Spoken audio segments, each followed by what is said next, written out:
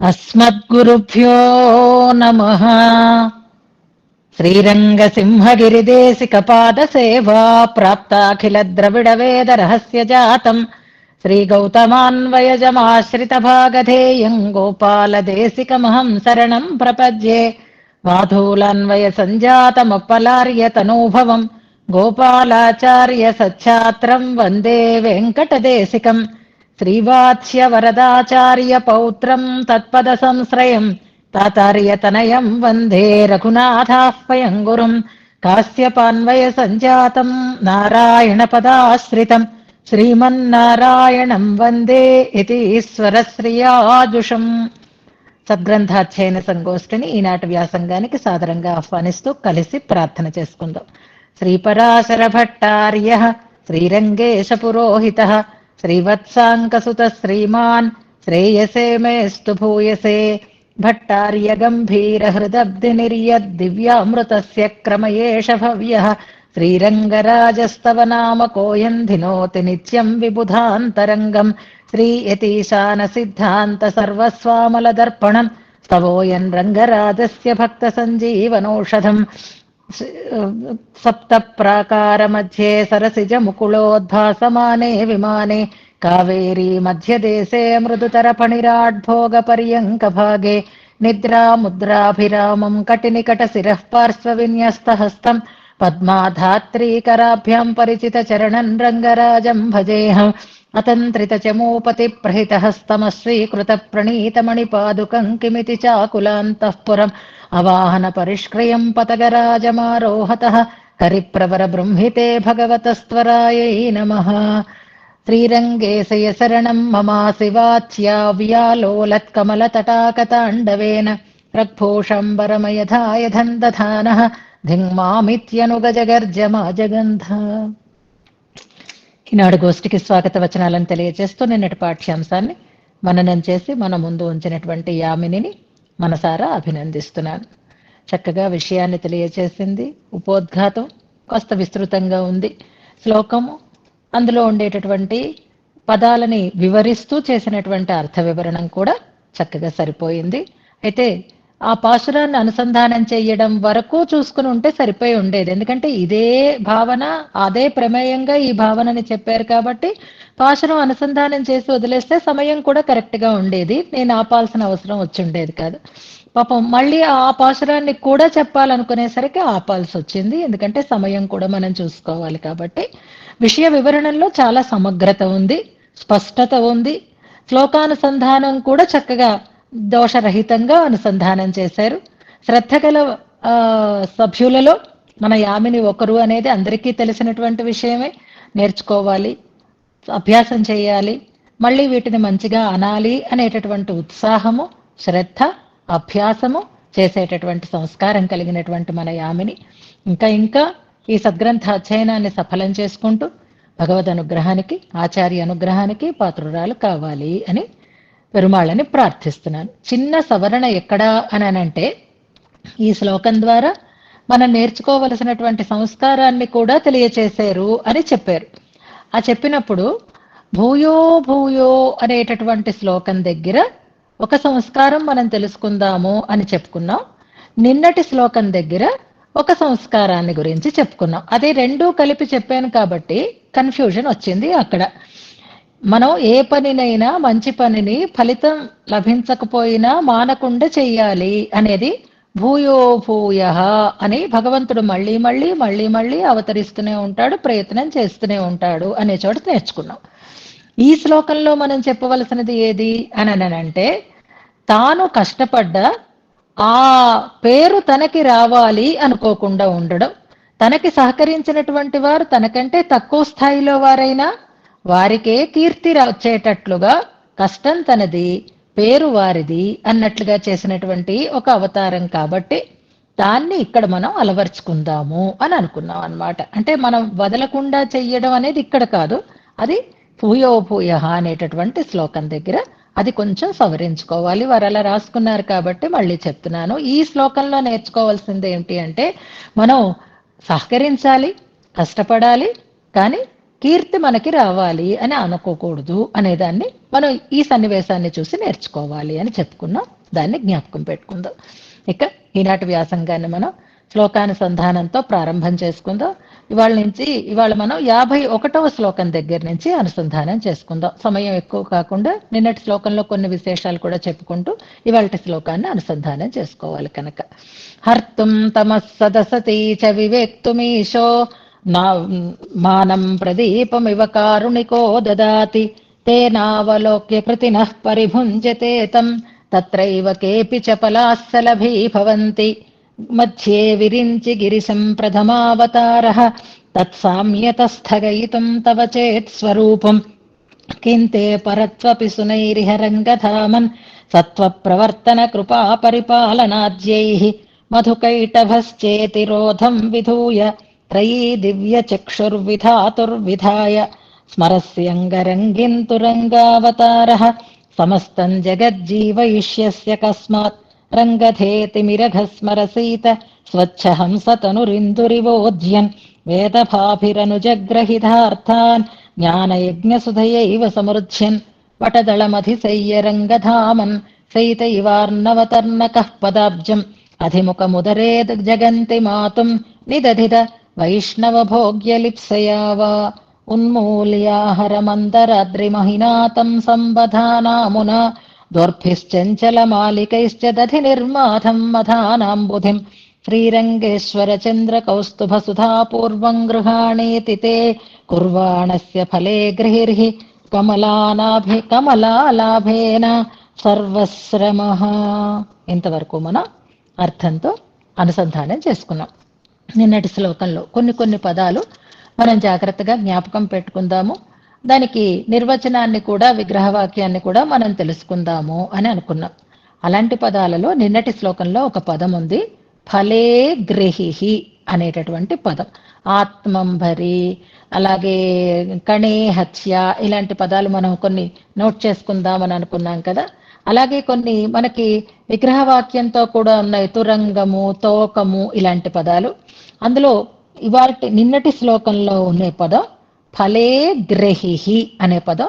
దానికి కూడా మనకి నిర్వచనాన్ని విగ్రహవాక్యాన్ని ఇచ్చారు. ఫలాని గృహణాతి ఇది ఫలే గ్రహిహి అని. పేజ్ నంబర్ 445లో కింద నుంచి 2వ పేరాగ్రాఫ్ లో ఉంది. గృహణాతి అని హా 2 సార్లు పడింది, ఒక హా చాలు. గృహణాతి అనేది పదం అన్నమాట. ఫలాని గృహణాతి ఫలే గ్రహిహి అనే పదం కూడా జ్ఞాపకం పెట్టుకుందాం. ఈ ప్రయత్నంలో, ఇంత కష్టంలో స్వామి అమృతమథనం చేసినప్పుడు ఆయనకి కలిగినటువంటి ఫలితం ఏది అంటే కమలా లాభము అని మనం నిన్న చెప్పుకున్నాం. అయితే దేవతలకి దొరికినటువంటి అమృతం, దానివల్ల వాళ్ళకి ఆనందం కలిగింది. స్త్రీ రూపమైనటువంటి అమృతాన్ని పొందటం వల్ల స్వామికి లాభం కలిగింది అని భట్టర్ వారు భావన చేస్తున్నారు ఇందులో. కానీ ఇదా భగవంతుడు తన ఆనందం కోసమా ఇలాంటి పనులన్నీ చేస్తాడు? అయ్యో మంచిగా నీకు కలిగింది అని భట్టర్ వారు అంటున్నా, భగవంతుడు ఆనందాన్ని పొందేడు అనడం కంటే కూడా కమలాదేవి లభించటం వల్ల ఆనందం ఎవరికి కలిగింది అంటే భక్తులకి కలిగింది అనేది ఇందులో ఉండే మరొక అర్థం. జ్ఞాపకం పెట్టుకోండి. ఇవాళ మనం చివరిలో చదవాల్సినటువంటి వాటిని కూడా చెప్తాను, ఒక్కసారి నోట్ చేసేసుకోండి, తర్వాత మళ్ళీ మర్చిపోతాం మనం. నిన్నటి శ్లోకంలో విన్నవరముదుండ పెన్నముదుండ అనేటటువంటి ఒక పాసురం ఉంది. ఆ పాసురం పెరియాళ్వార్ తిరుమజిలోదే ఆ పాసురం కూడాను. ఆ పాసురం నెంబరు 4621 ఏదా, నిన్న చెప్పలేదు కదా మీకు.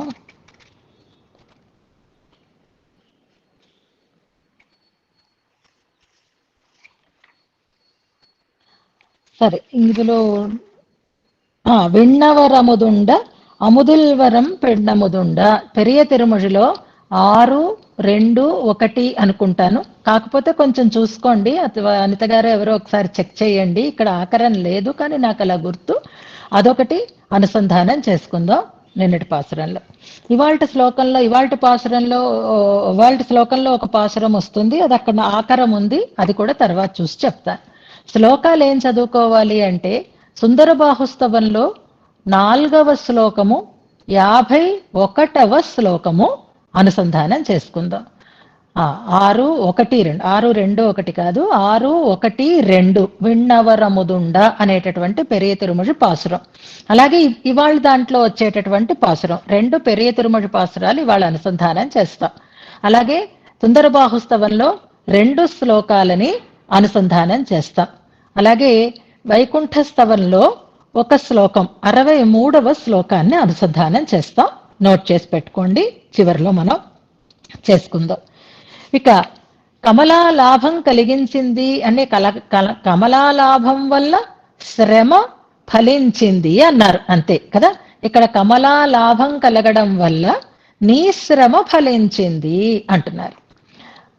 భగవంతుడి శ్రమ ఫలించడము అంటే భగవంతుడు అవాప్త సమస్త కాముడు, ఆయనకు కావలసినవి ఏమీ లేదు, కొత్తగా ఆయనకు ఆనందం కలిగేది ఏమీ లేదు. అమ్మ ఎప్పుడూ నిత్యానపాయినిగానే ఉంటుంది.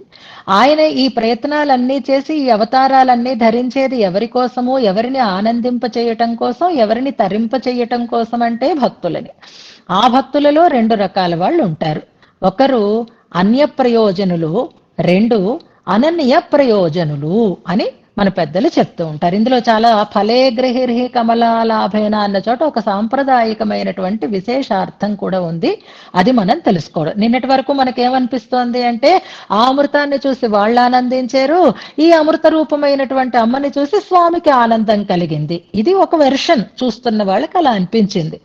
కానీ అక్కడ నిజానికి ఆనందం కలిగింది అనడం కంటే శ్రమ ఫలించింది అనేటటువంటి మాటని ప్రయోగించటంలో భగవంతుడు భక్తుల కోసం పడేటటువంటి శ్రమ ఫలించింది అని అర్థం అన్నమాట. భక్తుల కోసం చేసేటటువంటి శ్రమ అంటే ఇప్పుడు దేవతలు భక్తులే, వారి కోసం పడినటువంటి శ్రమ ఫలించింది, అమృతాన్ని పొందేడు అని. కానీ మనలాంటి భక్తులు కాదు అందరూ కూడా. 33 అనే పాశురంలో గోదమ్మ ఏమంటుంది అంటే, నా స్వామి, నువ్వు నిన్ను కాకుండా నీ నుంచి ప్రయోజనాన్ని ఆశించే వాళ్ళకి ఉపకరిస్తావా, మాలాంటి వాళ్ళకి ఉపకరించవా అని అడుగుతుంది. దేవతలు ఆ కోటిలోకి చెందినవారు. ఏదైనా అవసరం వస్తే ఆయన కాళ్ళు పట్టుకుంటారు, అది పట్టుకొని ఆయన్ని మర్చిపోయి వెళ్ళిపోతూ ఉంటారు వాళ్ళు. అలా దేవతలకి ఆనందం కలిగింది, వాళ్ళ అన్య ప్రయోజనులు కనుక. కానీ అనన్య ప్రయోజనులు కొంతమంది ఉంటారు. స్వామికి ఆనందంగా ఉండాలి, స్వామి వైభవం నిలవాలి అని మాత్రమే కోరుకుంటూ ఉండేవాళ్ళు వాళ్ళు. ఈ సముద్రమథన వృత్తాంతం వల్ల వాళ్ళకేం లభించింది, వాళ్ళకేం ఆనందం కలిగింది, వాళ్ళకేం చేయగలిగాడు పరమాత్మ అనంటే అనన్య భక్తుల కోసమే చేస్తాడు. పరిత్రాణాయ సాధూనాం వినాశాయ చ దుష్కృతాం అని రెండింటిలో ముందు చెప్పినది సాధు పరిత్రాణమే చెప్పాడు. ఏ పని చేసినా వీళ్ళ కోసమే చేస్తూ ఉంటాడు ఆయన. అలా వాళ్ళకి ఆనందం కలిగిందిట. దేనివల్ల అంటే లక్ష్మీదేవి దూరంగా ఉంది అని అనిపిస్తే సర్వేశ్వరత్వం లోటు పుడుతుంది.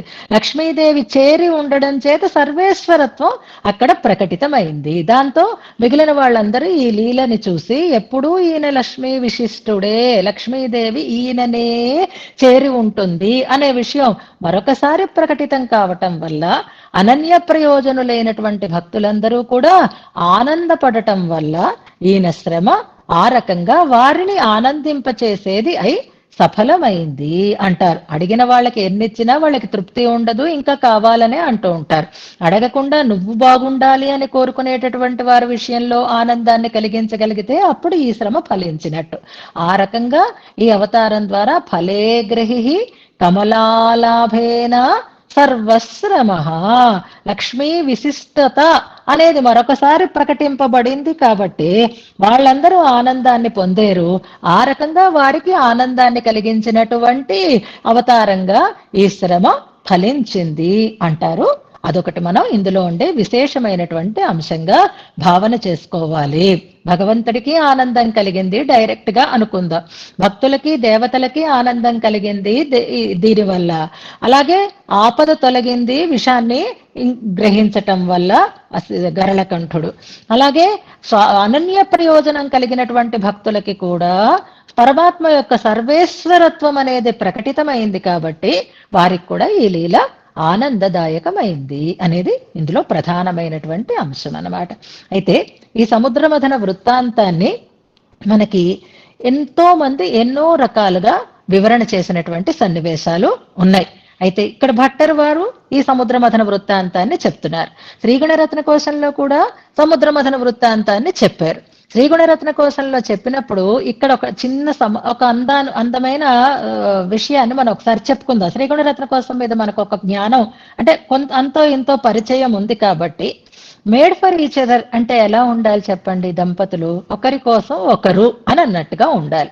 ఒకరి కోసం ఒకరు అంటే ఒకేలాంటి బట్టలు వేసుకుని బాహ్యమైనటువంటి ఆకారాలతో కాదు, ఒకరి కష్టాన్ని మరొకరు పంచుకోవాలి. అంటే వారికి కష్టం లేకుండా శ్రమని వీరు పొందుతూ ఆ శ్రమని పొందడంలో ఆనందాన్ని పొందేటటువంటి వాళ్ళు కావాలి. ఇది అన్యోన్యతకి నిదర్శనం. భార్య భర్త యొక్క శ్రమని చూసి అయ్యో అని ఆ శ్రమని పోగొట్టడం కోసం తాను ప్రయత్నం చేయాలి.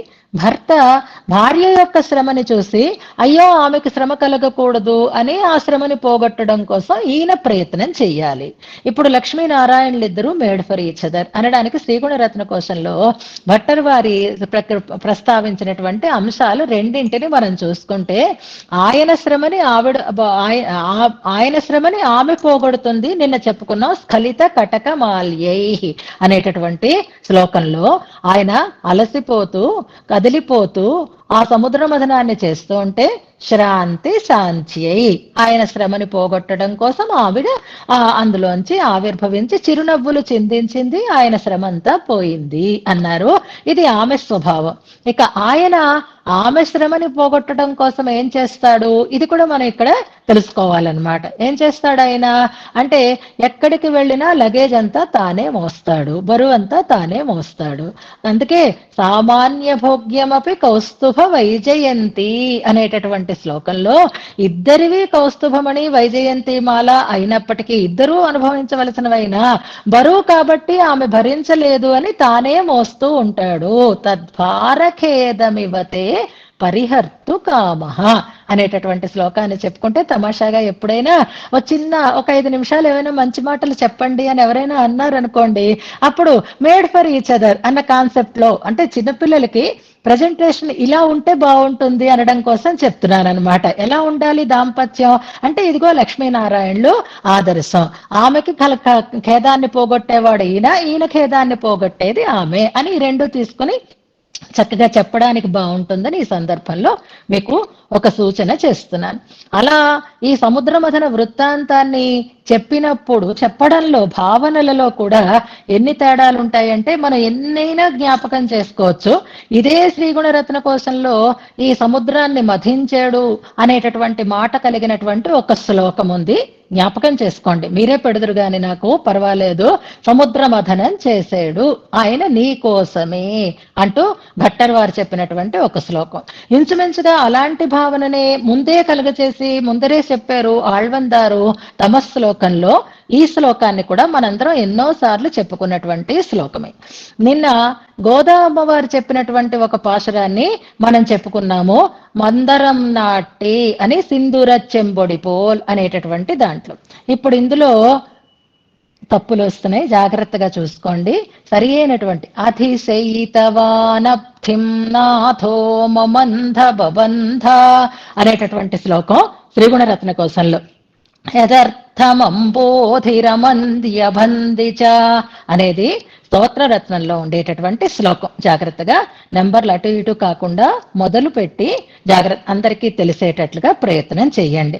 ఇక ఆండాళ్ళమ్మ వారి భావనలో ఈ సముద్రమథన వృత్తాంతం ఎలా ఉంది అంటే, అమ్మ స్వామికి దూరమై ఉంది, స్వామి పట్ల ఒక నిష్ఠురోక్తులని పలుకుతోంది ఆమె. అలా నిష్ఠూరంగా మాట్లాడుతున్నట్లుగా ఉంటుంది సముద్ర మథన వృత్తాంతాన్ని గురించి ఆమె చేసినటువంటి ప్రస్తావన. ఈయన బుద్ధి ఎలాంటిది అంటే, ఎవరినైనా కొల్లగొట్టాలి అని అనుకుంటే వాళ్ళకి ఏది మిగలకుండా ఉండేటట్లుగా మొత్తమంతా తీసేసుకుంటాడు అన్నట్లుగా సముద్ర మథన వృత్తాంతాన్ని ఆమె భావన చేస్తుంది. ఆ పాశురంలో ఆమె భావన అలాంటిది. పాపం సముద్రుణ్ణి కొల్లగొట్టాలనుకున్నాడు అంతే, అస్సలు ఏమీ మిగలకుండా మొత్తం లాగేసుకున్నాడు. అలాగే నాలో కూడా ఏమీ మిగలకుండా నా సర్వశక్తులని ఆయన స్వీకరించేస్తున్నాడు, ఇదే ఈయన బుద్ధి అని కాస్త నిష్ఠూరంగా ఈ సముద్ర మథన వృత్తాంతాన్ని గోదా అమ్మవారు భావన చేసినట్లుగా మనకి ఆ పాసురంలో కనిపిస్తుందన్నమాట. ఇందులో ఎలాగా అంటే తిరుమంగయాళ్వార్లు అలాగే భట్టర్ వారు అదే ప్రమేయంగా భట్టర్ వారు చెప్పిన దాంట్లో ఎలా ఉంది అంటే, తన వారి కోసం స్వామి ఎంత శ్రమనైనా పడేటటువంటి స్వభావం కలిగిన వాడు అని అంటూ, అంత శ్రమపడే స్వభావం కలిగినటువంటి స్వామికి శ్రమ ఫలించింది, అనన్య భక్తులకి కూడా దీనివల్ల ఆనందం కలిగింది అంటూ ఈ సముద్ర మథన వృత్తాంతంలో ఉండేటటువంటి వైభవాన్ని మనకు తెలియచేస్తారు. ఈ వృత్తాంతాన్ని తెలియచేసేటటువంటి విష్ణు సహస్రనామం వీరబాహు అనేటటువంటి నామం. యుగ వీర మనోహరో జితక్రోధో వీరబాహు విదారణ అంటూ కొన్ని నామాలు ఉంటాయి. అందులో మొదటి 2 నామాలు దీనికి కాదు. వీరబాహు దగ్గర నుంచి ఈ సముద్ర మథన వృత్తాంతాన్ని, మోహిని అవతారాన్ని, వీటినన్నింటినీ తెలియచేసే నామాలుగా మనకి చెప్తారు. ఇప్పటి పాసురాన్ని దృష్టిలో పెట్టుకుంటే, ఇప్పటి శ్లోకాన్ని దృష్టిలో పెట్టుకుంటే మనకి ఆయన చేతులు కదులుతూ ఉన్నాయి, మాలికలు కదులుతూ ఉన్నాయి అని చెప్పడం వల్ల వీరబాహు అనేటటువంటి నామం, పరాక్రమవంతమైనటువంటి బాహువులు కలిగినవాడు అని ఇందులో మనకి తెలియచెప్తున్నారు. ఆ బాహువులు అన్నప్పుడు ఇక్కడ బహువచనాన్నే వాడుతూ ఉన్నారు, దోర్భిహి అనేటటువంటి మాటతో. ఇప్పుడు ఈ పని చేస్తున్నప్పుడు స్వామికి ఎన్ని బాహువులు ఉన్నాయి అంటే, ఇక్కడ ఎలాగైతే మాలికలు ఆభరణాలు కదులుతున్నాయి అని చెప్పారో, ఆ వీరబాహు అనేటటువంటి నామానికి కూడా భట్టర్ వారు ఇచ్చినటువంటి ఆ వివరణ మనకి పేజ్ నెంబర్ 445లో ఉంది. ఒక్కసారి ఆ భగవద్గుణ దర్పణంలో ఉండేటటువంటి ఆ వివరణని, ఆ సంస్కృత వ్యాఖ్యానాన్ని, ఆ పంక్తిని ఒక్కసారి అనుసంధానం చేద్దాం మనం. వీరబాహు నెంబర్ అంత స్పష్టంగానే అక్కడ ఇచ్చారు. ఆ వీరత్వానికి స్ఫోటకంగా ఉండేటటువంటి బాహువులు కలిగినటువంటి వాడు అనడంలో స్ఫురత్ ప్రకాశిస్తూ ఉండే, కటక, కటకములంటే కంకణాలు, కేయూర, కేయూరములంటే భుజకీర్తులు, మాలం మాలికలు, మథన ఖేలా అహమహమికా వ్యతిహార విక్రాంత బాహవః అంటున్నారు. మామూలుగా మనం ఏదైనా పని చెయ్యాలి అంటే బాగా పూర్తిగా రెడీ అయినాం అనుకోండి, ఎక్కడికైనా వెళ్ళడానికి మంచిగా మేకప్ వేసుకున్నాం, మంచిగా డ్రెస్అప్ అయినాము, చక్కటి హెయిర్ స్టైల్ చేసుకున్నాము, ఒంటి నిండా చక్కగా అలంకారాలు పెట్టుకున్నాము. అలాంటప్పుడు అమ్మొచ్చి ఏదో పని చెప్పింది మనకి, అప్పుడు మనం ఎలా అంటాము అంటే, అబ్బో నా మేకప్ పాడైపోతుంది, నా చీర నలిగిపోతుంది, నా పూలు వాడిపోతాయి అని ఆ పని మనం చేయటానికి సిద్ధపడం. మరి పరమాత్మ కూడా ఇలాంటి అవకాశాలు వచ్చినప్పుడు తన మేకప్ చెదిరిపోతుందనో, తన రూపం పాడైపోతుందనో అనుకుంటాడా, లేక ఎలా ఉన్నా సరే ఉత్సాహంగా ఆ పని చేయటానికి సిద్ధపడతాడా అంటే అంత ఉత్సాహంగానూ సిద్ధపడ్డాడనమాట. దోర్భిశ్చంచల మాలికై అన్నప్పుడు ఆ వీరత్వం ఎక్కడ ప్రకాశింపబడుతోంది అంటే, కదిలిపోతున్నాయి కంకణాలు, కదిలిపోతున్నాయి కేయూరాలు, కదిలిపోతున్నాయి మాలికలు, మథన ఖేలా అహమహమిక అంటారు. అంటే ఇక్కడ ఒక మంచి క్రీడాకారుడు ఉన్నాడు అనుకోండి, ఆ క్రీడాకారుడు నాకు చెమట పడుతుంది, నా మొహం నిండా జిడ్డైపోతుంది, నా జుత్తంతా రేగిపోతుంది అని క్రికెట్ గ్రౌండ్ లో పరిగెట్టకుండా ఉంటాడా, బ్యాటింగ్ చేయకుండా ఉంటాడా, ఆడకుండా ఉంటాడా? ఆట మీదే దృష్టి కలిగి ఉంటాడు కదా. తన శరీరానికి ఏమవుతుంది, ఏ రకమైనటువంటి అలసట వస్తుంది అని అనుకోడు కదా. అలాగా సముద్ర మథనం చేసినటువంటి సన్నివేశంగా దీన్ని చెప్తారు. మథన ఖేల అంటున్నారు. అంటే ఆ సముద్ర మథనమే ఒక క్రీడ, ఒక లీల. దాంట్లో అహమహమిక అంటే నేనంటే నేను, నేనంటే నేను, నేనంటే నేనని ఈ బాహువులన్నీ కూడా ముందుకి వస్తున్నాయట. నిజానికి ఎన్ని బాహువులు ఉన్నాయండి ఆయనకి అంటే ఆయన చతుర్భుజుడు అని ప్రసిద్ధి. మామూలుగా అయితే ప్రసిద్ధి భగవంతుడికి 4 భుజాలు అని ప్రసిద్ధి మనకి. కానీ రామకృష్ణాది అవతారాలలో అయితే 2 చేతులు. కృష్ణ అవతారంలో 4 చేతులతో పుట్టినా వద్దొద్దు అని వాళ్ళ అమ్మ చెప్పింది. అందుకని 2 చేతులతోటే కనపడ్డాడు ఆయన. అలా కాకుండా ఏదైనా ఒక అవసరం వస్తే ఆయనకు ఉండేటటువంటి ఆ 4 చేతులు రెట్టింపు అయిపోతూ ఉంటాయిట. అది ఆ 8 భుజాలు అవుతాయి. తర్వాత శ్లోకంలో మనం ఆ సన్నివేశాన్ని చెప్పుకుంటూ ఉంటాం. అలా కాకుండా అర్జునుడికి కనిపించినటువంటి చేతులు ఎన్ని అంటే అనేక బాహూదర వక్ర నేత్రం.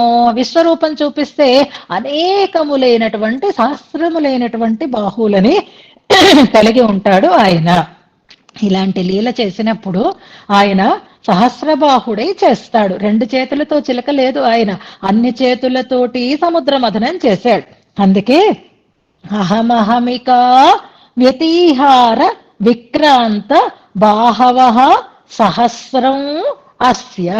నేనంటే నేను, నేనంటే నేనని ముందుకొచ్చి ఉత్సాహంతో ఆ మథన ఖేలలో కలిగినటువంటి విజృంభించినటువంటి 1000 బాహువులు కలిగినటువంటి వాడు కనుకే వీరబాహు అనే నామాన్ని అంత అందంగా వివరణ చేస్తారు.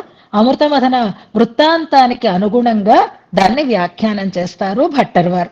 ఆ భావనే తెలిసేటట్లుగా దోర్భి చంచలమాలికై అనే ప్రయోగం ఈ శ్లోకంలో చేశారు. కనుక ఈ నామము ఈ శ్లోకానికి రిలేటెడ్ గా ఉంది అనే దాన్ని ఒకటి మనం గుర్తు తెచ్చుకుంటూ అలాంటి ఆ లీలలను చేసేటటువంటి స్వామి యొక్క ఆ వాత్సల్యం, స్వామి యొక్క కృపా పరిపాలనాన్ని వెనకటి ఆ అవతారంలో మనం తెలియచేసుకుంటూ ఇవాళ ఇంకొక కొత్త అవతారాన్ని తెలుసుకోబోతున్నాం. ఇది అవతారంగా ఎక్కడా చెప్పబడకపోయినా మన ఆళ్వార్లు కానీ మన ఆచార్యులు కానీ దీన్ని ఒక ప్రత్యేకమైనటువంటి అవతారంగా భావించినటువంటి సన్నివేశమే గజేంద్ర మోక్షణం అనేటటువంటి ఒక సన్నివేశం. ఇంతవరకు మనం తెలుసుకున్నటువంటి అవతారాలలో స్వామి యొక్క రూపం కొంచెం మారింది. అదే తురంగావతారం తీసుకున్న ముఖం హయముఖం అయింది. హంసావతారం అయితే ఏకంగా ఆయన తిరియక్కుగానే ఉన్నాడు, హంసరూపుడయే ఉన్నాడు. తర్వాతది వటదల శయనం అంటే చిన్న పిల్లడుగా శరీరాన్ని చిన్నగా చేసేసుకున్నాడు. తర్వాతది నిన్న చెప్పుకున్నటువంటి ఈ కూర్మావతారం కాదు, నిన్న చెప్పుకున్నది అమృత మథన వృత్తాంతం మాత్రమే.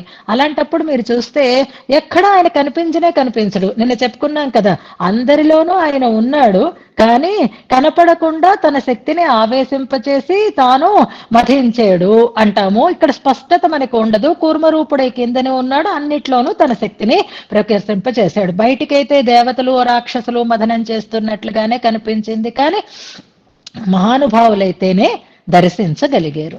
కానీ ఈ గజేంద్ర మోక్షణం దగ్గర ఉండేటటువంటి స్పష్టత ఏది అనంటే తానుగానే దిగి వచ్చినటువంటి అవతారము. అది పరమాత్మ శ్రీమన్నారాయణుడు అసలు రూపము అసలు వైభవము ఎలా ఉంటుందో ఆ వైభవమంతా ప్రకటితమయ్యేటట్లుగా దిగి వచ్చినటువంటి అవతారం కనుక ఈ గజేంద్ర మోక్షణ సన్నివేశంలో ఉండేటటువంటి స్వామి యొక్క ఆ వ్యాకులతని మనకి కంటికి కట్టేటట్లుగా ఈ శ్లోకంలో అనుసంధానం చేస్తున్నారు భట్టర్ వారు. ఇంకో విశేషం ఏమిటి అంటే ఈ అవతారాన్ని వర్ణించటానికి 4 శ్లోకాలలో వర్ణన చేస్తున్నారు. ఇక్కడి నుంచి 4 శ్లోకాలు, అందులో 2 మనం రోజు ప్రార్థనగా అనుసంధానం చేసుకుంటూ ఉండేటటువంటి శ్లోకాలే. అలాగే మనకి శ్రీ విష్ణు సహస్రనామ స్తోత్రంలో కూడా భట్టరు వారికి బహుశా ఈ అవతారం పట్ల అధికమైనటువంటి ప్రీతి ఏమో మరి తెలియదు, కానీ 29 నామాలని ఈ గజేంద్ర మోక్షణ సన్నివేశానికి అనుకూలంగా భాష్యాన్ని రచించారు వారు. 29 నామాలు, 1 2 కాదు, 29. ఎక్కడి నుంచి ఎక్కడి వరకు ఉన్నాయో మనకి తర్వాత చెప్తారు. ఇక ఆళ్వార్ల దివ్య ప్రబంధాలలో అయితే చెప్పనే అక్కర్లేదు. కైమ్మా తుంబం కడింద పిరానే, ఇలా ఎన్నో ఎన్నో ఎన్నో మనకి కనిపిస్తూనే ఉంటాయి. అంచేత ఇది చాలా ఇష్టమైనటువంటి అవతారం. ఎందుకని అని అంటే గుర్తుపెట్టుకోండి, ఇప్పుడు మనం వింటున్నాం, ఇప్పుడు కాదు ఎప్పుడూ కూడా ఓ పెద్దలు మనకి చెప్పినటువంటి ఒక శ్రీ సూక్తి ఉంది. గజేంద్ర మోక్షణ కథని విన్నా, తలచినా, అన్నా మనకి సకల దుఃఖాలు, గజేంద్రుడి దుఃఖం తొలగినట్లే మన దుఃఖాలన్నీ కూడా తొలగిపోతాయి అని పెద్దలు మనకి చెప్తూ ఉంటారు. అందుకే నిత్యం ఉదయం లేవగానే దీన్ని మనం స్మరించుకోవాలి, ఈ వృత్తాంతాన్ని మనం కీర్తనం చేసుకోవాలి అని అంటారు మనకి ప్రాతస్మరణీయంలో. అందుకే ఈ వృత్తాంతానికి సంబంధించిన రీతిలోనే కొన్ని శ్లోకాలు ఉంటాయి, అవన్నీ మనకి తెలిసిన అంశమే. ఇప్పుడు ఇందులో ఏం కోరుకుంటున్నారు భట్టర్ వారు అంటే, నా ఎదురుగా ప్రత్యక్షం కావాలి అంటున్నారు. ఎవరు ప్రత్యక్షం కావాలి, ఎలా ప్రత్యక్షం కావాలి అనే దాన్ని స్పష్టంగా చెప్తున్నారు. ఆనాడు గజేంద్రుడి కోసం అయితే పరిగెట్టి వచ్చాడండి, కానీ ఇప్పుడు మళ్ళీ అలాగే రావాలి అంటే వస్తాడా అంటే, నాకు అలాంటి రూపమే కావాలి. ఇది భట్టర్ వారి యొక్క డిమాండ్ అన్నమాట. అలాంటి రూపంతో నాకు నువ్వు సాక్షాత్కరించుగాక, మనకి ఆయన కనపడుగాక అంటున్నారు. శ్లోకాన్ని అనుసంధానం చేద్దాం. గజేంద్రుడు గోల పెడుతున్నాడు. ఇప్పుడు అనుసంధానం చేయడానికి ముందు మనం ఒక సన్నివేశాన్ని భావన చేసుకోవాలి. ఏమిటా సన్నివేశము అంటే, ఎక్కడి నుంచో ఒక సౌండ్ వస్తోంది. అది చాలా ఆర్తనాదం. అది ఆ ఆర్తనాదమే వినిపిస్తోంది తప్ప స్పష్టత అందులో కనిపెట్టడం లేదు. అంటే మాటలు వినపడటం లేదు, ఒక ధ్వని మాత్రమే వినిపిస్తోంది. అది కూడా ఆర్తతతో చేస్తూ ఉండేటటువంటి ధ్వని వినిపిస్తోంది. అలాంటి ధ్వని ఆ పరమపదానికి కూడా చేరింది. అది స్వామి చెవిన పడింది. ఆ స్వామి చెవిన ఆ ఆర్తనాదం పడిన దగ్గర నుంచి స్వామిలో కలిగినటువంటి ఆ చైతన్యము, ఆ త్వర, ఆ ఆకుల పాటు ఎలా ఉందో దాన్ని ప్రారంభం చేస్తున్నారు శ్లోకంలో. శ్లోకం చదువుదాం. దేవీ హస్తాంబుజేభ్యః చరణకిసలయే సంవహద్భ్యోపహృత్య ప్రత్యస్యానంతభోగం ఝటితి చలపుటే చక్షుషీ విస్తృణానః ఆక్షిప్యోరశ్చ లక్ష్మ్యాస్తనకలశకనత్కుంకుమస్తోమపంకాత్ దేవః శ్రీరంగధామా గజపతిఘుషితే వ్యాకులః స్థాత్ పురో నః. మళ్ళీ దేవీ హస్తాంబుజేభ్యః చరణకిసలయే సంవహద్భ్యోపహృత్య ప్రత్యస్యానంతభోగం ఝటితి చలపుటే చక్షుషీ విస్తృణానః ఆక్షిప్యోరశ్చ లక్ష్మ్యాస్తనకలశకనత్కుంకుమస్తోమపంకాత్ దేవః శ్రీరంగధామా గజపతిఘుషితే వ్యాకులః స్థాత్ పురో నః. ఇందులో సంబోధనార్థకమైనటువంటి పదం ఉందా లేదా జాగ్రత్తగా గమనించండి. శ్రీరంగధామ అనే పదం వినిపిస్తోంది మనకి, కానీ ఇది సంబోధన కాదు, గుర్తుపెట్టుకోండి. భగవంతుని యొక్క, శ్రీరంగనాథుని యొక్క నామమే, అది వైభవాన్ని తెలియచేసేటటువంటి పదమే. కానీ శ్రీరంగధామన్ అని పిలిచి చెప్తున్నటువంటి మాట కాదు. ఇది ఒక ప్రార్థనా రూపమైనది, ఒక ఆకాంక్ష రూపమైనది అన్నమాట. ఆ శ్రీరంగధాముడు మనకు కనుల ఎదుట కనబడుగాక అని అంటున్నారు. కాబట్టి ఈ శ్లోకంలో శ్రీరంగధామ అనే పదం వినిపిస్తున్నా అది సంబోధనార్థకమైన పదం కాదు అనేది గుర్తుపెట్టుకోవాలి. అలాగే దేవః అనేది కూడా శ్రీరంగధామునికి విశేషణాన్ని తెలియచేసేటటువంటి పదం తప్ప హే దేవా అని సంబోధనార్థకంగా ప్రకటిస్తూ ఉండేటటువంటి పదం కాదు. అంచేత ఈ శ్లోకంలో సంబోధనార్థకమైనటువంటి పదము లేదు. ఇది ముందు జ్ఞాపకం పెట్టుకోవాలి, లేకపోతే మీరు లిస్ట్ అవుట్ చేసేసుకుంటారు. శ్రీరంగధామ అని ఉంది కాబట్టి ఈ శ్లోకంలో కూడా మీరు లిస్ట్ లో పెట్టేసుకుంటారని చెప్తున్నాను. ఎక్స్క్లమేటరీ మార్క్ లేదు చూడండి ఎక్కడా కూడా. అంటే సంబోధనార్థకం కాదు అని జ్ఞాపకం పెట్టుకోవాలి ఒకటి. ఇక ఇందులో క్రియాపదాలు చాలా ఉన్నాయి, కానీ ప్రధానమైనటువంటి క్రియ ఏది అంటే చిన్న క్రియాపదం ఇందులో ఉంది. స్తాత్ అన్నదే క్రియాపదం. స్యాత్, స్తః, స్యాత్ ఇలాంటి క్రియాపదాలన్నీ మనం పూర్వశతకంలో చెప్పుకున్నాము. స్తాత్ అనేది క్రియాపదం. స్తాత్ అంటే అగుగాక అని అర్థం అన్నమాట. పురోస్తాత్ అంటే ఎదురుగా ఉండుగాక అనే అర్థంలో మనం దాన్ని సమన్వయం చేసుకుంటాం. స్తాత్ అనేది ప్రధానమైనటువంటి క్రియాపదం. ఇక విస్తృణానః అని మరొక క్రియాపదం ఉంది.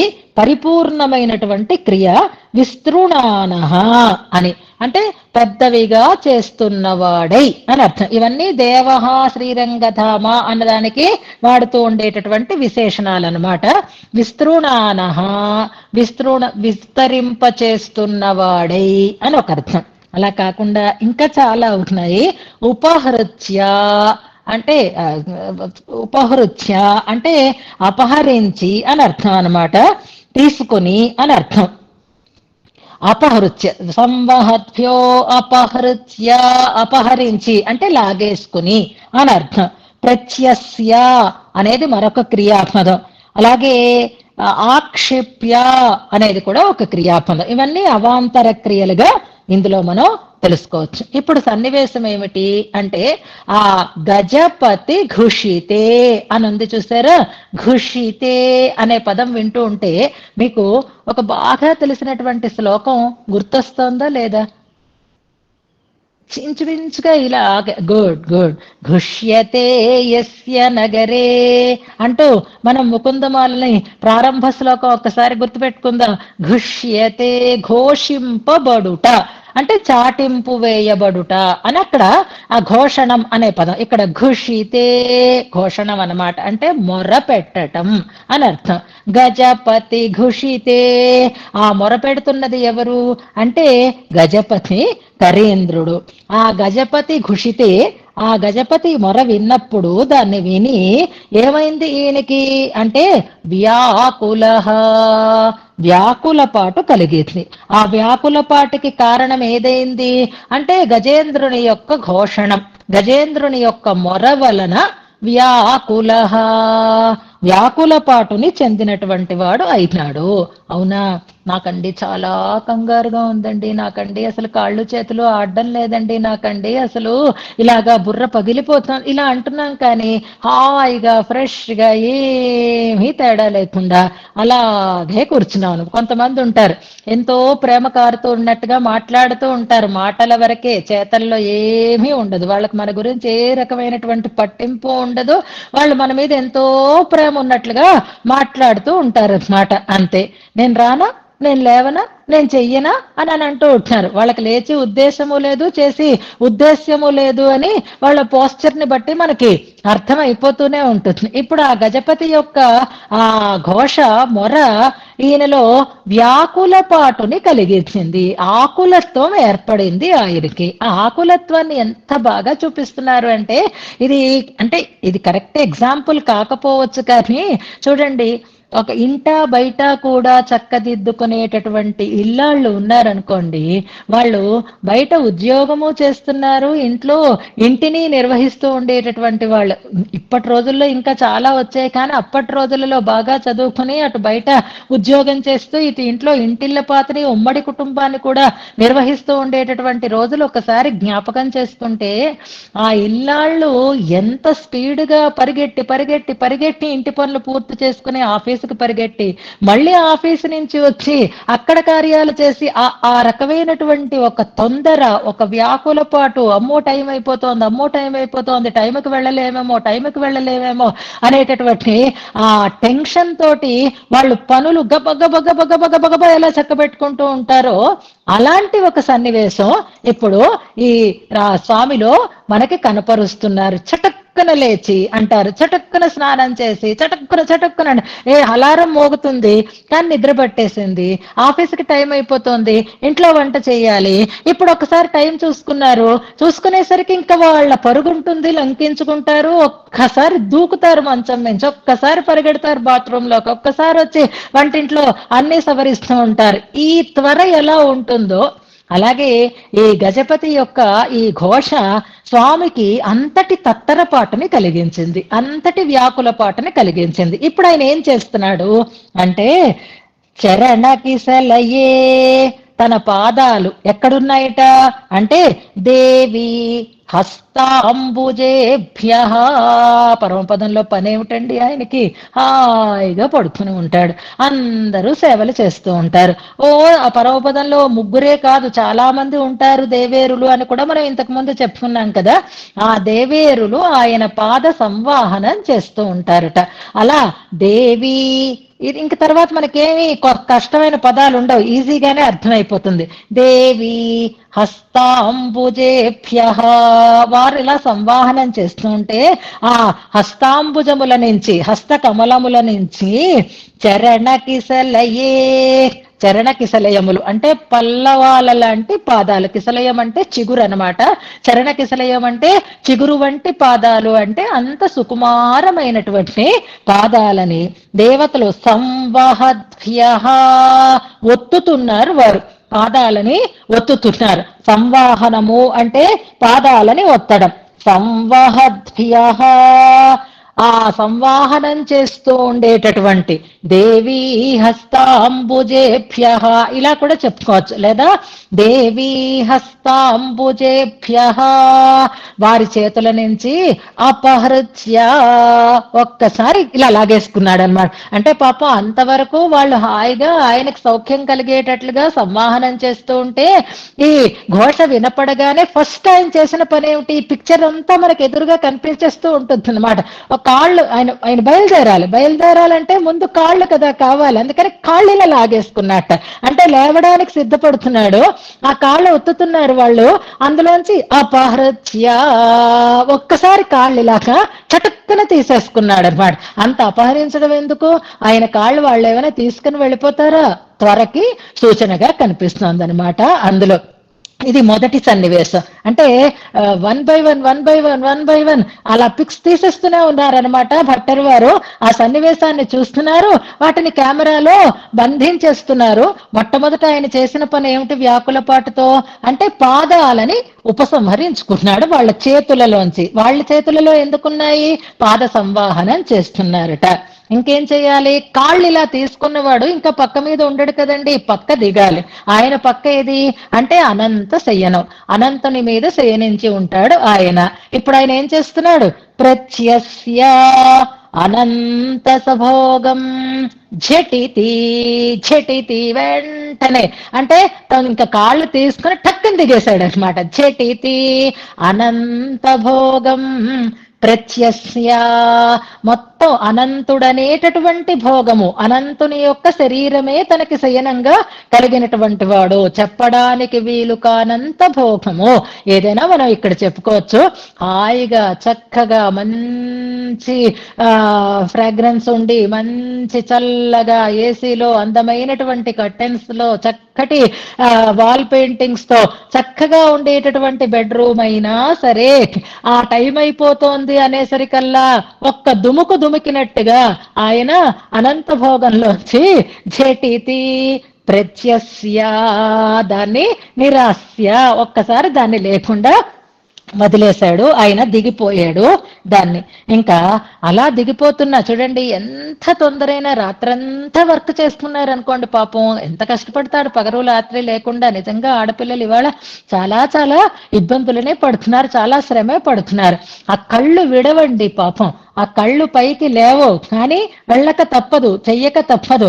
అందుకని ఆ కళ్ళిలా మూసుకుపోతూ ఉంటే వాటిని బలవంతంగా ఆ కళ్ళని విప్పార్చుకుని పనిలో నిమగ్నం కావాలి. అలాగే ఆయన కూడా పాపం యోగ నిద్రలో హాయిగా తన చింతన చేస్తూ ఉంటాడు కదండి. ఆయన పడుకున్నాడంటే పడక కాదు కదా, అది యోగ నిద్ర కదా. అందుకని ఆ యోగ నిద్రలో ఆ రెప్పలు ఇలాగ కొంచెం కదులుతూ ఉన్నాయట, వాటిని పూర్తిగా విప్పుతున్నాడట. భట్టర్ వారు తప్పిలా ఎవరు చూస్తారు చెప్పండి? స్వామి లేచాడు, పరిగెట్టాడు, వచ్చాడు, ఇంతవరకు బాగుంది. కానీ ఈ గజేంద్ర మోక్షణ సన్నివేశంలో ఈ అద్భుతమైనటువంటి విధం చూడండి.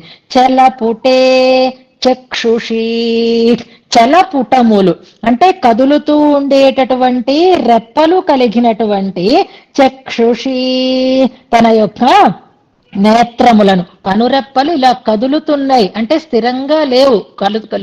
యోగ నిద్రలో ఉంటే మూసుకొని ఉంటాయి, తెరిచి మేలుకొని ఉంటే తెరిచి ఉంటాయి. ఇప్పుడు అవి కదులుతూ ఉన్నాయిట. వాటిని విస్తృణానః, ఏదైనా ఒక సౌండ్ వచ్చింది అనుకోండి, ఎక్కడి నుంచి వచ్చింది అని కళ్ళు విప్పార్చుకొని మరీ పరికించి మనం చూసినట్లుగా చక్షుషి విస్తృణానః, కనులని విస్తరింప చేస్తున్నాడు. అంటే బాగా వికసించేటట్లుగా విప్పారేటట్లుగా చేస్తున్నాడు. చూడండి, ఒక్కొక్క పనికి ఏ పని చేస్తున్నాడో దానికి ఆధారంగా ఉండేటటువంటి ఆయన భోగానికి ఒక్కొక్క విశేషణాన్ని వాడుతున్నారు. ఇవన్నీ ఆయన కదలకుండా ఉండేటట్లుగా చేసేటటువంటి సన్నివేశానికి గుర్తులుగా చెప్పుకోవాలి. ఆ పాద సంవహనం చేస్తూ ఉంటే కదలాలనిపిస్తుందా? నిద్ర ఎంత హాయిగా వస్తుంది, దాన్నే కాదన్నాడు. మెత్తని పక్క మీద పడుకొని ఉంటే లేవాలనిపిస్తుందా? దాన్నే కాదని అన్నాడు. నిద్ర అలా కళ్ళు కూరుకుపోతూ ఉంటే ఒకసారి దిగినా మళ్ళీ బెడ్ మీద పడుకొని మళ్ళీ ఒక్క 5 నిమిషాలు అంటూ మళ్ళీ బద్దకించినట్లుగా ఉన్నాడా? లేదే. చక్షుషి విస్తృణానః, అలా కనులు విప్పారుస్తున్నాడట ఆయన. ఆక్షిప్య ఉరశ్చ, ఇంకా నిత్య లక్ష్మీ సంశ్లేషంతో ఉంటాడు ఆయన.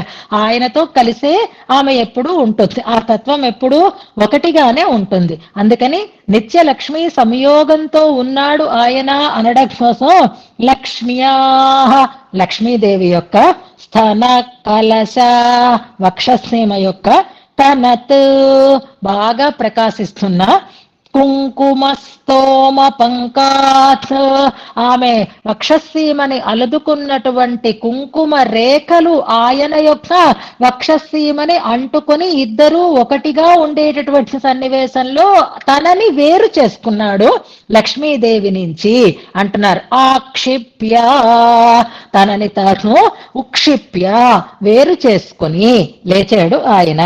అలా వచ్చినటువంటి అలాంటి ఆ అద్భుతమైనటువంటి ఆ రూపం ఏదైతే ఉందో, ఎవరింతకీ ఆయనండి? వ్యాకుల అన్నారు కానీ పేరు చెప్పలేదండి అనంటే, ఇదిగో చెప్తున్నాం. మేము చెప్పాలా అండి? మీకు ఇప్పటి వరకు తెలియలేదా? మీకు ఇప్పటి వరకు ఆ వెలుగు రాలేదా? మీకు ఇప్పటి వరకు ఆ తేజస్సు కనపడలేదా? ఆయనే మామూలు రంగధాముడు అనుకుంటున్నారా? దేవః శ్రీరంగధామా, ఎంత బాగుందో చూడండి. దేవః శ్రీరంగధామా, ఆయన రంగధాముడు కనుకే దేవుడు అయినాడు అనుకోవాలి. దేవుడు అంటే దివ్వు ధాతువుకి ఎన్నో అర్థాలు ఉన్నాయి. అందులో కాంతి అనేది ఒక అర్థం. దేవః అంటే ప్రకాశిస్తున్నటువంటి వాడు అని అర్థం.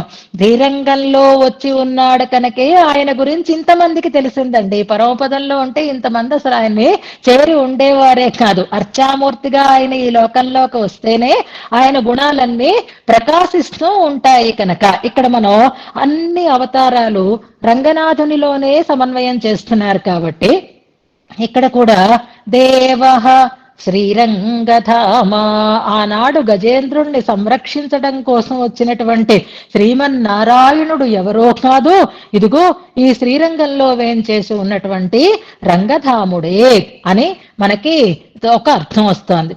ఆనాడు ఆయన అలా ఈ గజేంద్ర సంరక్షణం కోసం ఈ లోకంలోకి వచ్చాడు కనుకే ఆయన యొక్క అద్భుతమైనటువంటి వాత్సల్యం అనేటటువంటి గుణం అందంగా ప్రకాశించింది. అందుకే దేవః అనే దాంట్లో అబ్బా అప్పుడండి చూడండి, పెళ్లి కళ అంటారు చూస్తున్నారా, అది పెళ్లి అప్పుడే కలుగుతుంది. అలా నిజంగా ఇష్టమైనటువంటి పెళ్లి అయినప్పుడే కలుగుతుంది. అందుకే పెళ్లి కళ వచ్చేసింది అంటారు. అది ఇంటికైనా వచ్చేస్తుంది, ఒంటికైనా వచ్చేస్తుంది ఆ కళ. అలాగే ఏదో గర్భవతి అయితే అందులో ఉండేటటువంటి ఒక అందం వేరుగా మనకి కనిపిస్తూ ఉంటుంది. అలాగే పరమాత్మ అర్చారూపుడై ఉన్నప్పుడే ఆయనలో ఉండేటటువంటి కళ్యాణ గుణాలన్నీ మరింత మరింత దీప్తిని పొందుతాయి, మరింత పరిపూర్ణతని పొందుతాయి, మరింత ప్రకాశాన్ని పొందుతాయి అనడం కోసం ఇక్కడ శ్రీరంగధామ అని ఊరుకోకుండా దేవః శ్రీరంగధామా, అద్భుతమైనటువంటి కళ్యాణ గుణ ప్రకాశం కలిగినటువంటి ఆ శ్రీరంగధామ, ఆ శ్రీరంగనాథుడు ఏం కావాలి అంటే అప్పుడొచ్చాడు ఆ గజేంద్రుణ్ణి సంరక్షించాడు. కానీ ఇప్పుడు ఆయన స్తాత్ పురో నహ అలాంటి రూపంతోనే మన కళ్ళ ఎదురు కూడా ఆయన సాక్షాత్కరించుగాక, నా ఎదురుగా ఉండుగాక అని కోరుకుంటున్నారు. అలా ఉండడం సాధ్యమా చెప్పండి? కాదాచిత్తంగా ఒకసారి జరిగినటువంటి ఆ ఆర్త సంరక్షణం కోసం ప్రయత్నం చేసినటువంటి ఆ స్థితి ఎక్కడ? ఇప్పుడు తొందరగా పరిగెట్టి వెళ్ళాను తెలుసా. నిజంగా అసలు బస్సు అందుతుందో లేదో తెలియలేదు, అసలు బాస్ ఏమంటాడో తెలియదు, ఎలా పరిగెట్టానో నాకే తెలియదు. వెళ్ళాను, కరెక్ట్ గా నేను వెళ్ళాను, గేట్ బంద్ అయిపోయింది. పరీక్షలకి కూడా ఇప్పుడు చూడండి, ఒక్క క్షణం ఆలస్యంగా వస్తే గేట్ మూసేస్తారు కదా. అలా పరిగెట్టి వెళ్ళి అమ్మయ్య అనుకొని లోపలికి వెళితే అప్పుడు ఉండేటటువంటి ఫోటోలోని గెస్చర్స్ ఏవైతే ఉంటాయో ఇప్పుడు ఏది ఎలా పరిగెట్టావు చెప్పు, ఎలా పరిగెట్టావు, ఏ కాలు ముందు పెట్టావు, ఏ స్పీడ్ లో వెళ్ళావు, మళ్ళీ ఒకసారి పరిగెట్టి చూపించవా అని అంటే అప్పుడైతే నాకు టెన్షన్ లో పరిగెట్టాను, ఇప్పుడు నాకేం టెన్షన్ లేదు, నేను ఎలా పరిగెడతాను అని అంటామా అనవా? కానీ పరమాత్మను ఏదైనా మనం డిమాండ్ చేయొచ్చు. అప్పుడైతే గజేంద్రుడి ఆర్తధ్వని ఉంది కాబట్టి ఈయనలో ఇంత తొందర పుట్టింది, ఇంత ఆర్తి కలిగింది, ఆర్త సంరక్షణం కోసం ఇదిగో ఈ రకమైనటువంటి వ్యాకుల పాటు కలిగింది. కానీ ఎక్కడైనా న్యాయమా భట్టర్ వారు? నాకు అలాంటి రూపమే మన ఎదురుగా ఉండుగాక అని కోరుకోవడంలో ఇది వాళ్ళ టేస్ట్ ని బట్టి ఉంటుంది. ఇలా అన్నవాళ్ళు ఎవరైనా ఉన్నారా అంటే ఒక్కసారి ఆలోచించుకోండి. హనుమంతుడు ఉన్నాడు. ఆయన పరమపదానికి రావయ్యా నాయనా అంటే నేను రాను పో అన్నాడు. ఎందుకని అంటే నాకు ఈ రూపమే ఇష్టం అన్నాడు ఆయన. కృష్ణుడు కనిపిస్తే హనుమంతుడికి ఆనందం లేదు. అందరినీ ఆనందింపచేసినటువంటి సమ్మోహనకరమైనటువంటి శ్రీకృష్ణ రూపం కూడా ఆయనకి అక్కర్లేదు. భావో నాణ్యత్ర గచ్చతి అని స్పష్టం చేసేశాడు ఆయన. ఇంకా కృష్ణ భక్తులు కొంతమంది ఉంటారు, వాళ్ళు శ్రీకృష్ణ రూపం తప్ప మరొక రూపాన్ని కోరుకోరు. మర్యాదా పురుషోత్తముడు రామచంద్రుడు కనుక ఆయనని సేవించండి అని అంటే, ఏమయ్యా ఓ గడి కొంచెం సేపు ఆ విల్లుని పక్కకు పెట్టవయ్యా, ఆ మురళిని చేత్తో పట్టుకోవయ్యా, అప్పుడు నేను నీకు దండం పెడతాను. నువ్వేదో కోదండరాముడిగా ఇల్లు బాణాలు కలిపి నాకు కనిపిస్తే నాకు నీ మీద దృష్టి కలగదు అని లీలాకసుకులు శ్రీకృష్ణ కర్ణామృతంలో కోరినటువంటి సన్నివేశము మనకి కనిపిస్తుంది. ఒక్కొక్కళ్ళ టేస్ట్ ఒక్కొక్కటండి, ఒక్కొక్కరు ఒక్కొక్క రూపాన్ని ఇష్టపడతారు. ఇలా రాముడు కృష్ణుడిగా కనపడు అంటే అర్థం ఉంది, ఎందుకంటే ఆ అవతారాలు చాలాసేపు జరిగాయి కాబట్టి వాటికి కాస్త నిడివి ఉంది కాబట్టి. కానీ ఇప్పుడు ఈ ఆర్త రక్షణం కోసం ఈయన వచ్చినటువంటి ఈ రూపంలో ఉండేటటువంటి వ్యాకుల పాట ఎక్కడి నుంచి వస్తుంది? ఆ వ్యాకుల పాటతో ఉన్నటువంటి నీ రూపమే మనకి కావాలి అని కోరుకుంటున్నారు. అగ్రత పృష్ఠతశ్చైవ అని ఒక శ్లోకం మనం అనుసంధానం చేస్తూ ఉంటాం చూసారా, అలా మనల్ని రక్షించాలి అన్నట్లుగా నా ఎదురుగా ఆయన కనపడాలి. ఏ రూపంతో కనపడాలి అంటే అదిగో ఆనాడు వ్యాకుల పాటు చెందినట్టుగా. ఎలా వ్యాకుల పాటు చెందాడు అంటే ఈ గజేంద్రుని ఆర్తనాదాన్ని విన్నాడు. హాయిగా పరమపదంలో ఆయన పవళించి ఉంటున్నాడు. దీన్నే మనకి భాగవతంలో ఎంత ప్రసిద్ధంగా ఉండేదండి. ఇవాళ పిల్లలకైతే తెలియదు కానీ ఆ రోజు ఆబాల గోపాలానికి ఈ గజేంద్ర మోక్షణం గురించినటువంటి ఆ తత్తరపాటు, ఆ వ్యాకుల పాటు కానీ, ఆ వేగం కానీ, ఆ సన్నివేశాలు కానీ తెలియని వాళ్ళంటూ ఉండేవారు. ఒక్కసారి ఆలోచించండి. అందులో చదువుకున్న వాళ్ళు కాదు, చదువు లేని వాళ్ళు కాదు, అందరికీ ఇది తెలిసేది. అందులో రమా వినోది అన్న ఒక చిన్న మాట వాడారు. అందులో అలవైకుంఠపురంలో ఇప్పుడు మనం ఇంకా ఎవ్వనిచే జనించే దగ్గర ఉండకూడదు, వెళ్ళిపోయాం. ఈయన గోల అయిపోయింది. ఈయన గోల అయిన తర్వాత సీన్ అక్కడ మారింది. మనం ఇప్పుడు పరమపదంలో ఉండేటటువంటి శ్రీమన్నారాయణ్ణి దర్శిస్తున్నాం. లేకపోతే ఆ పాద సంవాహనం చేసే దేవేరులు ఎక్కడ ఉంటారు, అనంత భోగం ఎక్కడ ఉంటుంది, లక్ష్మీ సంశ్లేషం ఎక్కడ ఉంటుంది, అందుకని అక్కడ ఉంటున్నాం. అందుకే అలవైకుంఠపురంబులో నగరిలో నామూల సౌధంబుదాఫల అంటూ చెప్పినటువంటి పద్యం ఇక్కడ మనం జ్ఞాపకం చెప్పుకోవాలి. ఎక్కడో ఉన్నట్టు హాయిగా ఆడుకుంటున్నాడు అన్నారు. అక్కడ రమా వినోదియగు అక్కడ వాడినటువంటి ఒక పదం గుర్తు చేసుకోండి. ఇవాళ ఆ పద్యం బహుశా శ్యామలమ్మ గారు చదవచ్చని నేను అనుకుంటున్నాను. అక్కడ రమా వినోది తర్వాత ఏం మాట మాట్లాడారు అంటే ఆపత్సఖుడు ఆయన, ఆపన్న ప్రసన్నుండు. ఏదో మంచిగా ఉంటుంది ఆ శ్లోకం, పద్యం అందరికీ వస్తుంది అనుకోండి. అలాగా ఆర్త రక్షణంలో ఆయన ప్రకాశం మరింతగా ఉంటుంది. ఇక్కడ ఆయన చేసినది ఏది అంటే దేవిమారుల దగ్గర నుంచి పాదాలు తీసుకున్నాడు, అమ్మవారి నుంచి తనని వేరు చేసుకున్నాడు, అనంత భోగాన్ని విడిచిపెట్టాడు, పరుగులు పెట్టి రావడానికి సంసిద్ధంగా ఉన్నాడు. అలాంటి స్వామి నాకు ఎదురుగా ప్రత్యక్షమగుగాక అని ఇందులో ప్రార్థన చేస్తున్నారు. స్వామి స్వభావం, రంగనాథుని స్వభావము ఎలాంటిది అంటే, రంగనాథుడు కాదు అసలు పరమాత్మ, ఆయనే అర్చారూపుడై మనకి రంగనాథుడిగా దగ్గరగా ఉన్నాడు. కాబట్టి ఎలా ఉంటుందంటేనండి, ఏదైనా పాత రోత కొత్త వింత అని మనం వింటూ ఉంటున్నాం చూసారా. పాత ఒక రోత, కొత్త ఒక వింత. ఏదైనా కొత్తగా వచ్చేసరికి పాతదాన్ని మనం విడిచిపెట్టేస్తూ ఉంటాం. అలాగే పరమాత్మ కూడానట ఎప్పుడూ తనతో ఉండేటటువంటి వారిని వదిలిపెట్టి కొత్తగా తనని ఆశ్రయించిన వారి పట్ల ప్రేమని అధికంగా కలిగి ఉంటాడు ఆయన. దానికి ఎగ్జాంపుల్ ఏం చెప్తారు అంటే, ఆవు అప్పుడే ఈనిన దూడ కోసం అంతకు ముందు వీడినటువంటి పిల్లని కూడా కొమ్ములతో పొడుస్తుంది అని అంటారే, దూరం చేస్తుంది అని. అన్నీంద్ర కన్రు అంటారు.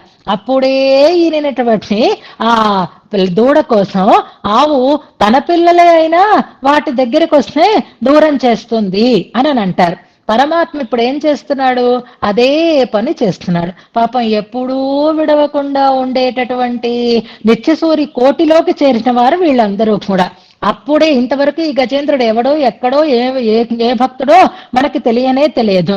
ఇప్పుడు అన్నేంద్ర కండ్రు లాంటి వాడు ఎవరు అంటే గజేంద్రుడు. ఆయన ఆర్తనాదాన్ని విన్నాడు అంతే, ఇంకా తనని తానే మరిచిపోయాడు, నిత్యసూరి వర్గాన్నే కాదంటున్నాడు. ఈయన కోసం ఆయన వ్యాకుల పాటుని చెందుతున్నాడు అని మనం వింటున్నామే. అందుకే ఈ విషయాన్ని మనకి తెలియచేసేటటువంటి రంగనాథుని యొక్క వైభవాన్ని చెప్పేటటువంటి ఒక శ్లోకాన్ని జ్ఞాపకం చేసుకుందాం. మనకి తెలిసిన శ్లోకమే, రంగనాథుడి వైభవాన్ని గురించి చెప్తూ పూర్వశతకంలో చెప్పినటువంటి ఒక శ్లోకం. ఆర్తాపాశ్రయం అర్థికల్పకం అసహ్యాగస్కరక్ష్మాతలం సద్యః సంశ్రిత కామధేను అంటారు. అంటే సద్యః సంశ్రిత కామధేను, అప్పుడే ఆశ్రయించిన వారి విషయంలో కామధేనువు అయినటువంటి వాడు. అంటే వారికి ఏది కావాలంటే దాన్ని చేయడంలో ఏమాత్రం ఆలోచించకుండా ఉన్నవాడు. వెరీ గుడ్, నెంబర్ పెట్టినారు. ఆ సద్య సంశ్రిత కామధేనువు ఆయన. అందుకే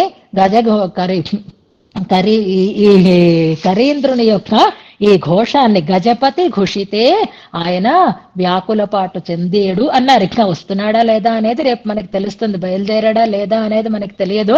ఇప్పుడు ఏం చేశారు అంటే దాన్ని ఏం చెప్తారు, స్టాచ్యూ చేసి పెట్టేశారనమాట ఈ సన్నివేశాన్ని మనకి భట్టరు వారు. అంటే ఈ పాపం అట్టక్కని ఇలా తీసుకున్నాడు, కాలు కింద పెట్టాడు, లక్ష్మీదేవి నుంచి వేరైనాడు, అంతవరకే మనకి చూపించారు. ఇప్పుడు ఇక్కడ స్టాచ్యూ చేసి వదులుకున్నాం అనమాట. ఇంకా రేపు ఆయన ఎలా పరుగులు పెడతాడు, ఎలా వచ్చాడు అంటే ప్రతిస్పందాన్ని చాలా అందంగా మనకి కళ్ళ ముందు కట్టేటట్లుగా వివరించినటువంటి అద్భుతమైనటువంటి శ్లోకాలు ఈ 4 శ్లోకాలు. అలాంటి వ్యాకుల పాటు కలిగిన స్వామి మన దగ్గర ప్రత్యక్షమగుగాక అంటే అర్థం ఏమిటో తెలుసా, నా ఆర్తిని కూడా అలాగే పోగొట్టుగాక. మనకి ఆర్తి కలిగినప్పుడు మనం స్వామిని కనుక ఒక్కసారి విశ్వసించి పిలిస్తే ఆయన అంత వ్యాకుల చిత్తుడై మన కోసం వచ్చి మనని సంరక్షించేవాడు అవుతాడు అనే విశ్వాసం మనకి కలగడం కోసం నాకు అలాంటి రూపమే కావాలి అంటే అంత భక్త సంరక్షణ దీక్ష కలిగినటువంటి స్వామి యొక్క అద్భుతమైనటువంటి రూపాన్ని ఇందులో సాక్షాత్కరించుకోవాలి అని ప్రార్థన చేస్తున్నారు భట్టర్ వారు. మిగిలిన విశేషాలను యథావకాశం రేపు అనుసంధానం చేసుకుందాం. ముందుగా మనం శ్లోకాన్ని ఉపదేశాత్మకంగా అనుసంధానం చేసుకుందాం. ఇదే మాటని మనకి విశ్వం ధియైవ విరచయ్య అనేటటువంటి శ్లోకంలో కూరతాళ్వాన్ కూడా వైకుంఠస్తవంలో అందించారు. దాన్ని కూడా మనం ఒకసారి జ్ఞాపకం చేసుకుందాము. అంతేకాదు ఈ గజేంద్ర మోక్షణ వైభవాన్ని మనకి చెప్పేటటువంటి నామాలు 29 నామాలు అని అనుకున్నాను చూస్తున్నారా. అది ఎక్కడి నుంచి అంటే శబ్ద సహ అనేటటువంటి నామం దగ్గర నుంచి దిశహ అనేటటువంటి నామం వరకు మన వ్యాఖ్యానంలో ఉంది. ఏ పేజీలో ఉందో వెంటనే మీరు చూసేసుకోగలుగుతారు, పర్వాలేదు. అయితే ఇప్పుడు మేము ఈ 29 నామాలు కూడా గుర్తు పెట్టుకోవాలా, ఈ పాట ఎవరికి ఉందో వాళ్ళు అప్పుడే బెంగ పడిపోకండి. చక్కగా వాళ్ళకైతే ఒకటే నామం, మాకైతే 29 నామాలు, అయ్యో అని ఏమీ గాబరా పడాల్సినటువంటి అవసరం లేదు. మీరు కూడా అన్ని నామాలు అక్కర్లేదు. నిన్నటి శ్లోకంలో వీరబాహు అని ఒక్క నామాన్ని చెప్పుకుంటే చాలు. అలాగే ఇందులో 29 నామాలు ఉన్నా ఏ నామం ఇక్కడికి లింక్ అవుతోంది అనే దాన్ని కూడా స్పష్టంగానే చెప్పారు. గజపతి ఘుషితే అనేటటువంటి పదప్రయోగం ద్వారా ఆ పెరియక్కుల యొక్క అస్పష్టమైనటువంటి నామం కూడా, ఆర్తనాదాన్ని కూడా విని సహించలేనటువంటి వాడు అని అంటారు. కనుక శబ్ద సహ అనేటటువంటి నామము ఈ శ్లోకానికి తగినటువంటి నామము. శబ్ద సహ అంటే అర్థం ఏమిటో మనకి అందులో కూడా వివరించారు. అది ఆ అస్పష్టమైనటువంటి స్వామి రా అని స్పష్టంగా ఏం పిలవదు కదా గజపతి, అది గజేంద్రం కదా, దాని భాష దానికి ఉంటుంది కదా. పోతన గారైతే, వ్యాస భగవానుడైతే సంస్కృతంలోను తెలుగులోను మనకు అర్థం అవ్వడం కోసం ఎవ్వని చేజనించు జగం ఎవ్వని ఎందు అంటూ రాశారని మనకి తెలుస్తోంది. కానీ ఇంత స్పష్టంగా ఇంత తెలుగు పద్యమా చదువుతుంది. ఒక్కసారి గజేంద్రుణ్ణి మీరు గుర్తుపెట్టుకోండి. తొండం ఎత్తి ఓ పక్క మొసలి కాలు పట్టి పీకుతూ ఉంటే అది వేల దివ్య వర్షాలు జరిగి అది చితికిపోయి చివికిపోయి అది వాచిపోయి గాయపడి రక్తం కారుతూ ఉండేటటువంటి కాలు మొసలి నోట్లో ఉంది. గజపతి తొండం ఎత్తింది, అరుస్తోంది. అరుస్తున్నప్పుడు ఎవ్వని చేజనించు జగము అని అప్పచెప్తుందా పద్యం అక్కడ. దాని భాషలో అది మొరపెడుతుంది. ఆ భాష ఎవరికి తెలిసింది అంటే స్వామికి మాత్రమే తెలిసింది. అది అవ్యక్తమైనటువంటి అక్షరాలు స్పష్టంగా లేనటువంటి మన అస్పష్ట శబ్దానాం తిరశ్చామపి ఆర్త శబ్దం. స్పష్టమైనటువంటి శబ్దం లేకపోయినా, అక్షరాలు లేకపోయినా వాటి ఆర్త శబ్దాన్ని కూడా భారమివ సహతే, అయ్యో ఎంత పని అయిపోయింది అని అది తనకు బరువుగా భావించేటటువంటి వాడు అని శబ్ద సహ అనే మాటకి వివరణ చేస్తున్నారు. ఆ నామం ఈ శ్లోకంలో అన్వయిస్తుంది అని తెలుసుకుంటూ శ్లోకాన్ని ఉపదేశాత్మకంగా చదువుకుందాం.